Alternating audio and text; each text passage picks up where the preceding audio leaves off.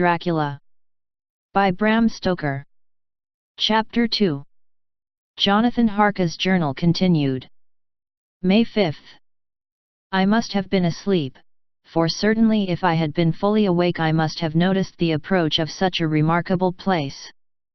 In the gloom the courtyard looked of considerable size, and as several dark ways led from it under great round arches, it perhaps seemed bigger than it really is. I have not yet been able to see it by daylight. When the caleche stopped, the driver jumped down and held out his hand to assist me to alight. Again I could not but notice his prodigious strength. His hand actually seemed like a steel vice that could have crushed mine if he had chosen. Then he took out my traps, and placed them on the ground beside me as I stood close to a great door, old and studded with large iron nails, and set in a projecting doorway of massive stone. I could see even in the dim light that the stone was massively carved, but that the carving had been much worn by time and weather. As I stood, the driver jumped again into his seat and shook the reins, the horses started forward, and trap and all disappeared down one of the dark openings. I stood in silence where I was, for I did not know what to do. Of bell or knocker there was no sign. Through these frowning walls and dark window openings it was not likely that my voice could penetrate. The time I waited seemed endless, and I felt doubts and fears crowding upon me. What sort of place had I come to, and among what kind of people? What sort of grim adventure was it on which I had embarked? Was this a customary incident in the life of a solicitor's clerk sent out to explain the purchase of a London estate to a foreigner? Solicitor's clerk. Mina would not like that. Solicitor, for just before leaving London I got word that my examination was successful, and I am now a full-blown solicitor. I began to rub my eyes and pinch myself to see if I were awake. It all seemed like a horrible nightmare to me, and I expected that I should suddenly awake, and find myself at home, with the dawn struggling in through the windows, as I had now and again felt in the morning after a day of overwork. But my flesh answered the pinching test, and my eyes were not to be deceived. I was indeed awake and among the Carpathians. All I could do now was to be patient, and to wait the coming of the morning. Just as I had come to this conclusion I heard a heavy step approaching behind the great door, and saw through the chinks the gleam of a coming light. Then there was the sound of rattling chains and the clanking of massive bolts drawn back. A key was turned with the loud grating noise of long disuse, and the great door swung back. Within, stood a tall old man, clean-shaven save for a long white mustache, and clad in black from head to foot, without a single speck of color about him anywhere. He held in his hand an antique silver lamp, in which the flame burned without chimney or globe of any kind, throwing long quivering shadows as it flickered in the draught of the open door.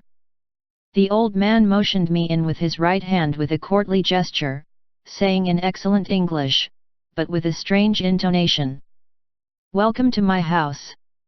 Enter freely and of your own will." He made no motion of stepping to meet me, but stood like a statue, as though his gesture of welcome had fixed him into stone. The instant, however, that I had stepped over the threshold, he moved impulsively forward, and holding out his hand grasped mine with a strength which made me wince, an effect which was not lessened by the fact that it seemed as cold as ice, more like the hand of a dead than a living man. Again he said, "Welcome to my house. Come freely. Go safely, and leave something of the happiness you bring." The strength of the handshake was so much akin to that which I had noticed in the driver, whose face I had not seen, that for a moment I doubted if it were not the same person to whom I was speaking, so to make sure, I said interrogatively, "Count Dracula?" He bowed in a courtly way as he replied, "I am Dracula, and I bid you welcome, Mr. Harker, to my house. Come in, the night air is chill, and you must need to eat and rest." As he was speaking, he put the lamp on a bracket on the wall, and stepping out, took my luggage. he had carried it in before I could forestall him. I protested, but he insisted. "Nay, sir, you are my guest. It is late, and my people are not available. Let me see to your comfort myself." He insisted on carrying my traps along the passage, and then up a great winding stair, and along another great passage, on whose stone floor our steps rang heavily. At the end of this he threw open a heavy door, and I rejoiced to see within a well-lit room in which a table was spread for supper, and on whose mighty hearth a great fire of logs, freshly replenished, flamed and flared. The Count halted, putting down my bags, closed the door, and crossing the room, opened another door, which led into a small octagonal room lit by a single lamp, and seemingly without a window of any sort. Passing through this, he opened another door, and motioned me to enter. It was a welcome sight, for here was a great bedroom well lighted and warmed with another log fire also added to but lately, for the top logs were fresh, which sent a hollow roar up the wide chimney. The Count himself left my luggage inside and withdrew, saying, before he closed the door, "You will need, after your journey, to refresh yourself by making your toilet. I trust you will find all you wish. When you are ready, come into the other room, where you will find your supper prepared." The light and warmth and the Count's courteous welcome seemed to have dissipated all my doubts and fears.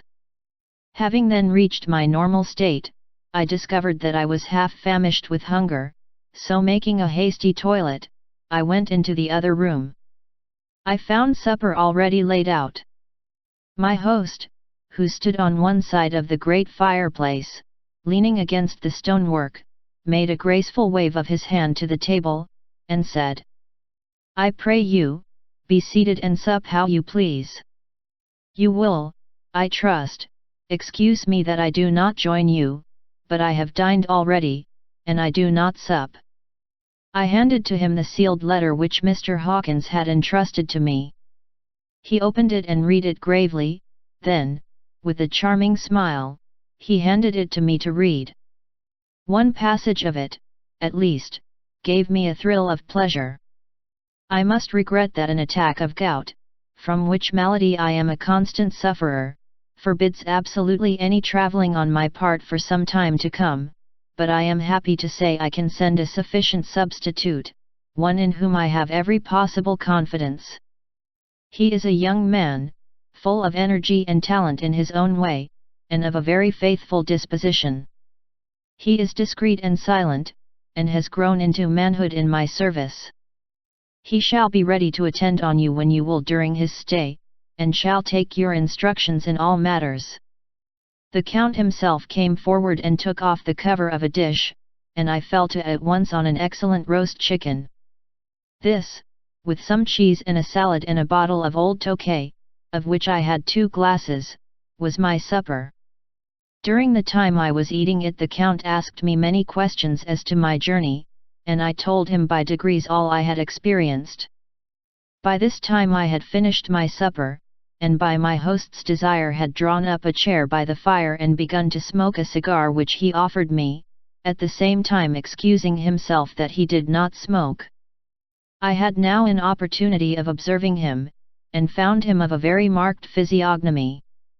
His face was a very strong aquiline, with high bridge of the thin nose and peculiarly arched nostrils, with lofty domed forehead, and hair growing scantily round the temples but profusely elsewhere. His eyebrows were very massive, almost meeting over the nose, and with bushy hair that seemed to curl in its own profusion. The mouth, so far as I could see it under the heavy moustache, was fixed and rather cruel looking, with peculiarly sharp white teeth. These protruded over the lips, whose remarkable ruddiness showed astonishing vitality in a man of his years.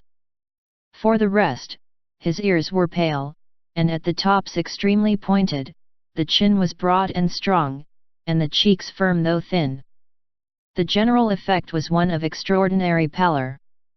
Hitherto I had noticed the backs of his hands as they lay on his knees in the firelight, and they had seemed rather white and fine, but seeing them now close to me, I could not but notice that they were rather coarse broad, with squat fingers. Strange to say, there were hairs in the center of the palm. The nails were long and fine, and cut to a sharp point. As the Count leaned over me and his hands touched me, I could not repress a shudder.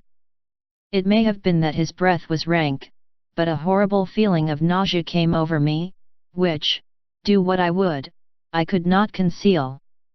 The Count, evidently noticing it, drew back, and with a grim sort of smile, which showed more than he had yet done his protuberant teeth, sat himself down again on his own side of the fireplace. We were both silent for a while, and as I looked towards the window I saw the first dim streak of the coming dawn. There seemed a strange stillness over everything, but as I listened I heard as if from down below in the valley the howling of many wolves. The Count's eyes gleamed, and he said, "Listen to them, the children of the night. What music they make!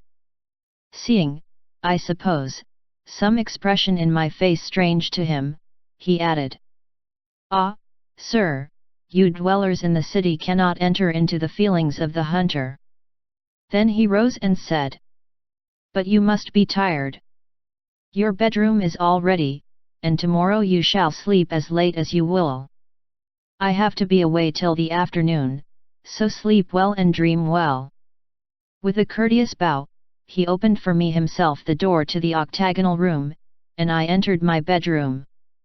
I am all in a sea of wonders. I doubt, I fear, I think strange things, which I dare not confess to my own soul. God keep me, if only for the sake of those dear to me. May 7th. It is again early morning, but I have rested and enjoyed the last 24 hours. I slept till late in the day, and awoke of my own accord. When I had dressed myself I went into the room where we had supped, and found a cold breakfast laid out, with coffee kept hot by the pot being placed on the hearth. There was a card on the table, on which was written, "I have to be absent for a while. Do not wait for me, D." I set to and enjoyed a hearty meal. When I had done, I looked for a bell, so that I might let the servants know I had finished, but I could not find one. There are certainly odd deficiencies in the house, considering the extraordinary evidences of wealth which are round me. The table service is of gold, and so beautifully wrought that it must be of immense value. The curtains and upholstery of the chairs and sofas and the hangings of my bed are of the costliest and most beautiful fabrics, and must have been of fabulous value when they were made, for they are centuries old, though in excellent order. I saw something like them in Hampton Court, but there they were worn and frayed and moth-eaten. But still in none of the rooms is there a mirror. There is not even a toilet glass on my table, and I had to get the little shaving glass from my bag before I could either shave or brush my hair. I have not yet seen a servant anywhere, or heard a sound near the castle except the howling of wolves. Some time after I had finished my meal, I do not know whether to call it breakfast or dinner, for it was between 5 and 6 o'clock when I had it. I looked about for something to read, for I did not like to go about the castle until I had asked the Count's permission. There was absolutely nothing in the room, book, newspaper, or even writing materials, so I opened another door in the room and found a sort of library. The door opposite mine I tried, but found it locked. In the library I found, to my great delight, a vast number of English books, whole shelves full of them, and bound volumes of magazines and newspapers. A table in the center was littered with English magazines and newspapers, though none of them were of very recent date. The books were of the most varied kind: history, geography, politics, political economy, botany, geology, law, all relating to England and English life and customs and manners. There were even such books of reference as the London Directory, the Red and Blue Books, Whitaker's Almanac, the Army and Navy lists, and it somehow gladdened my heart to see it the law list. Whilst I was looking at the books, the door opened, and the Count entered. He saluted me in a hearty way, and hoped that I had had a good night's rest. Then he went on. I am glad you found your way in here, for I am sure there is much that will interest you.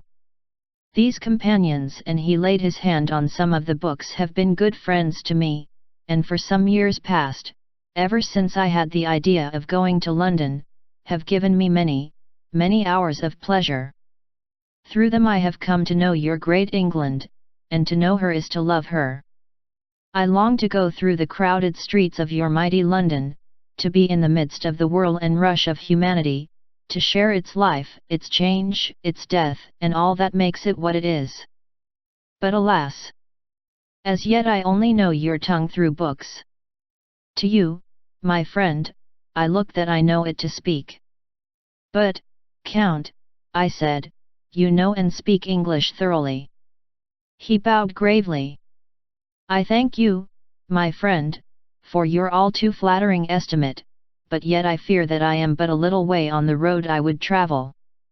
True, I know the grammar and the words, but yet I know not how to speak them. Indeed, I said, you speak excellently. Not so, he answered. Well, I know that, did I move and speak in your London, none there are who would not know me for a stranger. That is not enough for me. Here I am noble, I am boyar, the common people know me, and I am master. But a stranger in a strange land, he is no one, men know him not, and to know not is to care not for. I am content if I am like the rest, so that no man stops if he see me, or pause in his speaking if he hear my words. Ha ha, a stranger. I have been so long master that I would be master still, or at least that none other should be master of me. You come to me not alone as agent of my friend Peter Hawkins, of Exeter, to tell me all about my new estate in London. You shall, I trust, rest here with me a while, so that by our talking I may learn the English intonation, and I would that you tell me when I make error, even of the smallest, in my speaking. I am sorry that I had to be away so long today, but you will, I know, forgive one who has so many important affairs in hand. Of course I said all I could about being willing, and asked if I might come into that room when I chose. He answered, yes, certainly, and added, you may go anywhere you wish in the castle, except where the doors are locked, where of course you will not wish to go. There is reason that all things are as they are, and did you see with my eyes and know with my knowledge, you would perhaps better understand. I said I was sure of this, and then he went on. We are in Transylvania, and Transylvania is not England. Our ways are not your ways, and there shall be to you many strange things. Nay, from what you have told me of your experiences already, you know something of what strange things there may be.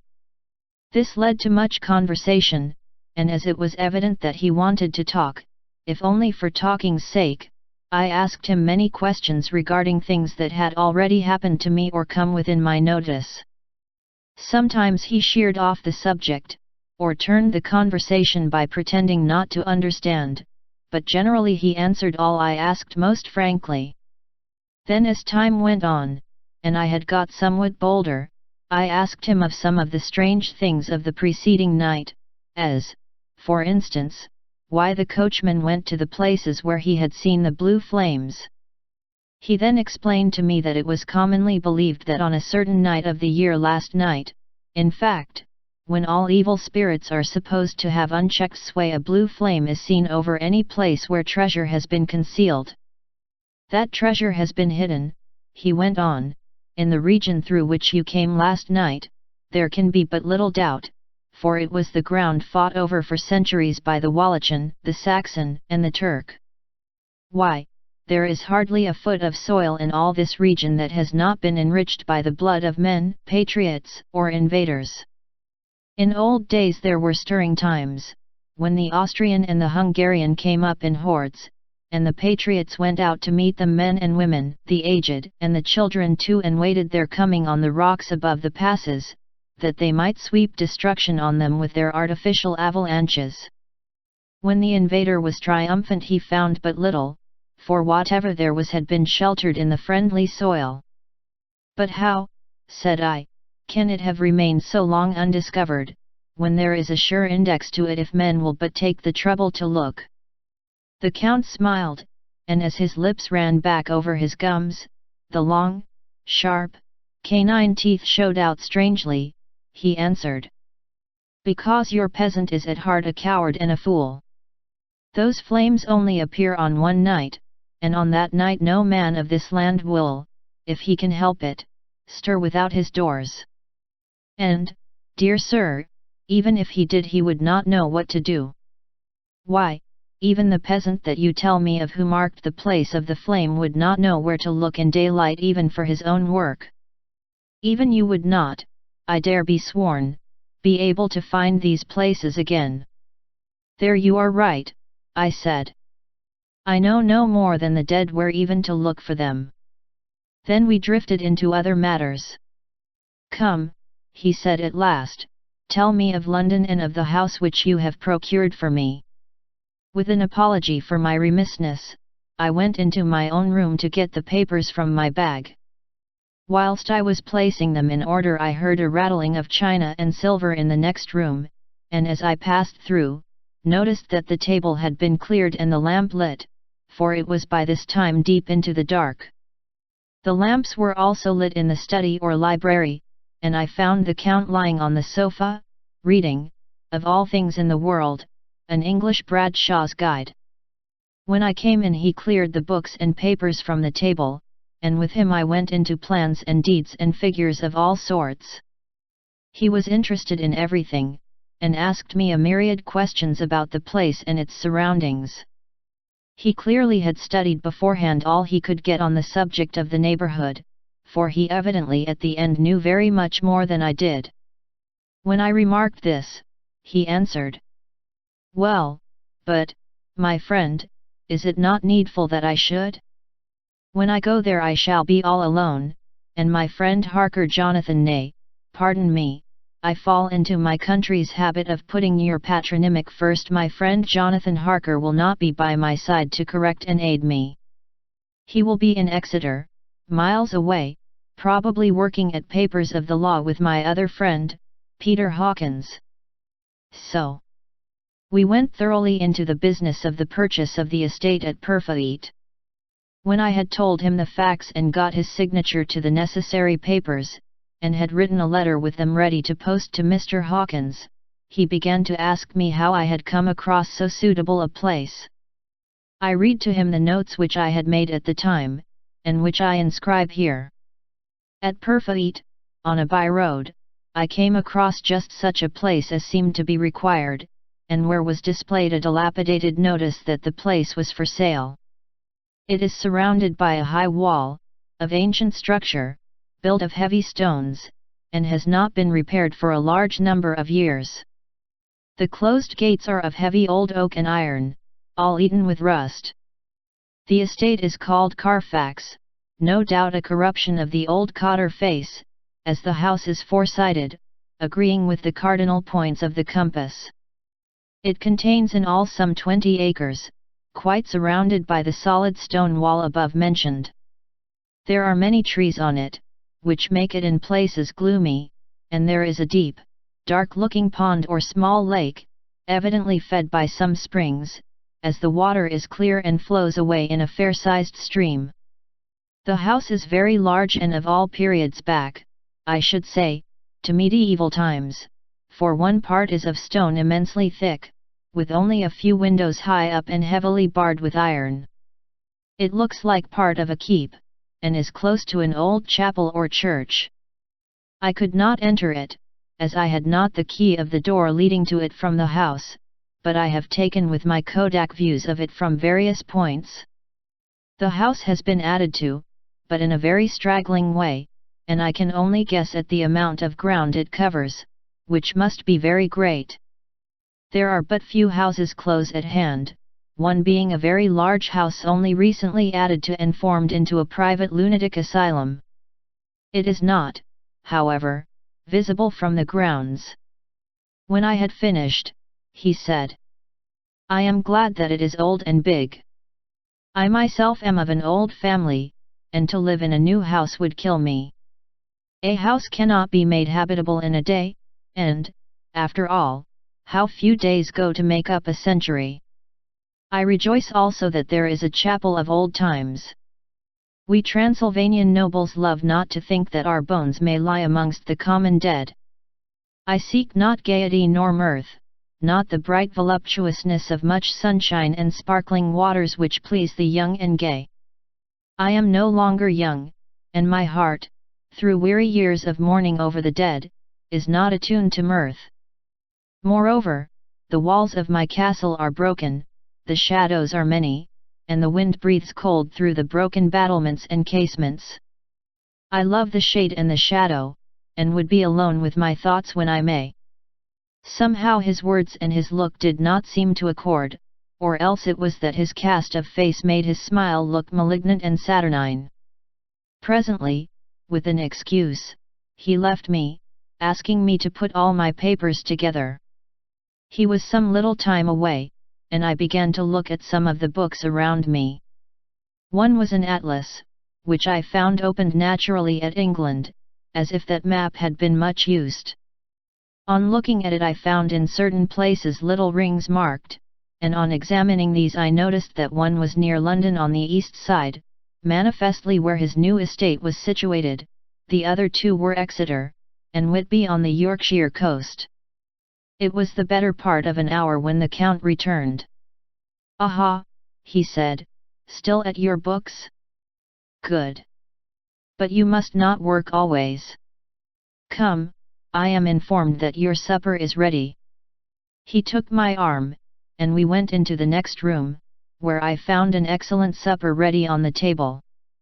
The Count again excused himself, as he had dined out on his being away from home.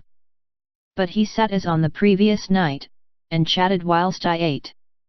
After supper I smoked, as on the last evening, and the Count stayed with me, chatting and asking questions on every conceivable subject, hour after hour.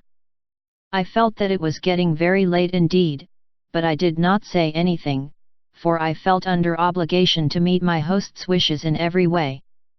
I was not sleepy, as the long sleep yesterday had fortified me, but I could not help experiencing that chill which comes over one at the coming of the dawn, which is like, in its way, the turn of the tide. They say that people who are near death die generally at the change to the dawn or at the turn of the tide. Anyone who has when tired, and tied as it were to his post, experienced this change in the atmosphere can well believe it. All at once we heard the crow of a cock coming up with preternatural shrillness through the clear morning air. Count Dracula, jumping to his feet, said, "Why, there is the morning again. How remiss I am to let you stay up so long. You must make your conversation regarding my dear new country of England less interesting, so that I may not forget how time flies by us," and, with a courtly bow, he quickly left me. I went into my own room and drew the curtains, but there was little to notice. My window opened into the courtyard, all I could see was the warm grey of quickening sky. So I pulled the curtains again, and have written of this day. May 8th. I began to fear as I wrote in this book that I was getting too diffuse, but now I am glad that I went into detail from the first, for there is something so strange about this place and all in it that I cannot but feel uneasy. I wish I were safe out of it, or that I had never come. It may be that this strange night existence is telling on me, but would that that were all. If there were any one to talk to I could bear it, but there is no one. I have only the Count to speak with, and I fear I am myself the only living soul within the place. Let me be prosaic so far as facts can be, it will help me to bear up, and imagination must not run riot with me. If it does I am lost. Let me say at once how I stand or seem to. I only slept a few hours when I went to bed, and feeling that I could not sleep any more, got up. I had hung my shaving glass by the window, and was just beginning to shave. Suddenly I felt a hand on my shoulder, and heard the Count's voice saying to me, "Good morning." I started, for it amazed me that I had not seen him, since the reflection of the glass covered the whole room behind me. In starting I had cut myself slightly, but did not notice it at the moment. Having answered the Count's salutation, I turned to the glass again to see how I had been mistaken. This time there could be no error, for the man was close to me, and I could see him over my shoulder. But there was no reflection of him in the mirror. The whole room behind me was displayed, but there was no sign of a man in it, except myself. This was startling, and, coming on the top of so many strange things, was beginning to increase that vague feeling of uneasiness which I always have when the Count is near, but at the instant I saw that the cut had bled a little, and the blood was trickling over my chin. I laid down the razor, turning as I did so half round to look for some sticking plaster. When the Count saw my face, his eyes blazed with a sort of demoniac fury, and he suddenly made a grab at my throat. I drew away, and his hand touched the string of beads which held the crucifix. It made an instant change in him, for the fury passed so quickly that I could hardly believe that it was ever there. "Take care," he said, "take care how you cut yourself. It is more dangerous than you think in this country." Then seizing the shaving glass, he went on, "And this is the wretched thing that has done the mischief. It is a foul bauble of man's vanity. Away with it," and opening the heavy window with one wrench of his terrible hand, he flung out the glass, which was shattered into 1,000 pieces on the stones of the courtyard far below. Then he withdrew without a word. It is very annoying, for I do not see how I am to shave, unless in my watch case or the bottom of the shaving pot, which is fortunately of metal. When I went into the dining room, breakfast was prepared, but I could not find the Count anywhere. So I breakfasted alone. It is strange that as yet I have not seen the Count eat or drink. He must be a very peculiar man. After breakfast I did a little exploring in the castle. I went out on the stairs, and found a room looking towards the south. The view was magnificent, and from where I stood there was every opportunity of seeing it. The castle is on the very edge of a terrible precipice. A stone falling from the window would fall 1,000 feet without touching anything. As far as the eye can reach is a sea of green tree tops, with occasionally a deep rift where there is a chasm. Here and there are silver threads where the rivers wind in deep gorges through the forests.